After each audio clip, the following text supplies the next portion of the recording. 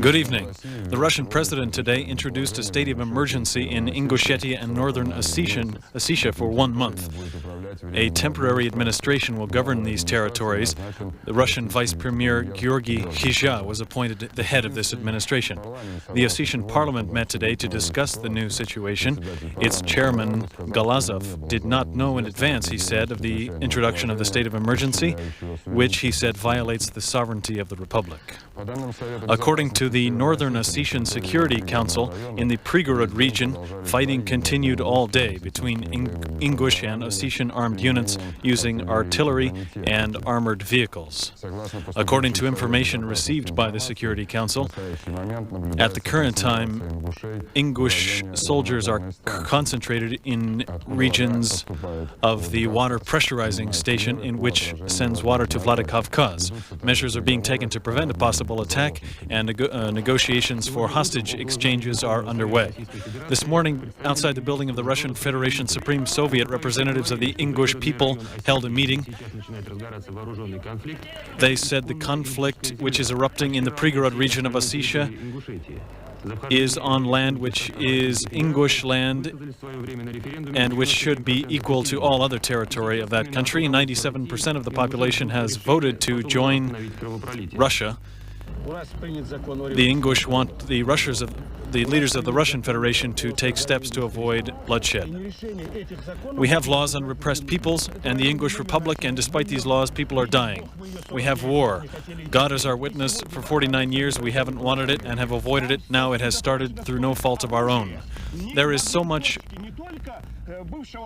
weaponry there, more than in any other part of the former Soviet Union, and even on a world scale. Most of the weaponry is in Ossetia. This afternoon there was a session of the Russian Federation Supreme Soviet to discuss the situation in northern Ossetia and Ingushetia. The session was closed, and we know only that the state of emergency was approved. Yesterday, Ruslan Khasbolatov proposed the creation of a government commission to reconsider the borders in the Northern Caucasus, accounting for the interests of all people. We asked the government what they think of this. I think that today we should act on the basis of the law on the moratorium on reconsidering borders, both in the Russian Federation and what we still call the former Soviet Union, until 1995, until the situation stabilizes. But I would want to say to the English people that this does not mean that the injustices they have suffered in the past will continue forever, but we cannot approach these things with the attitude that we have to do this now and we won't listen to anything else. The main thing now is to protect people's lives, to create the English Republic and its legal bodies of powers. If this process goes in a normal and civilized way, we can resolve the territorial issue as well.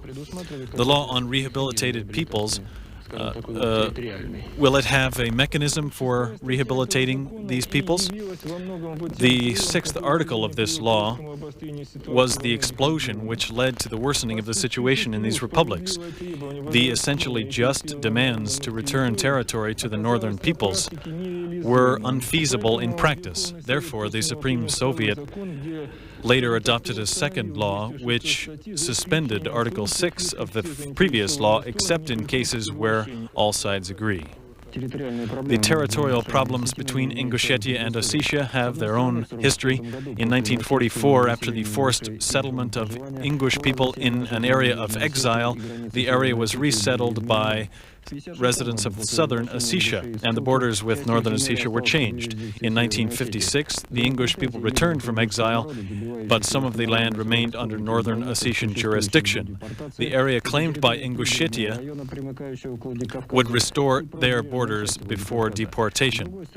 On the other hand, there is a tragedy on the Ossetian side, people who were settled here from Georgia, and Cossacks and other peoples who were repressed in the 1920s. Specialists agree that Stalin's cocktail of peoples in the Northern Caucasus has been heading toward a spontaneous combustion for a long time. In 1991, after events in the Prigorod region, a state of emergency was declared.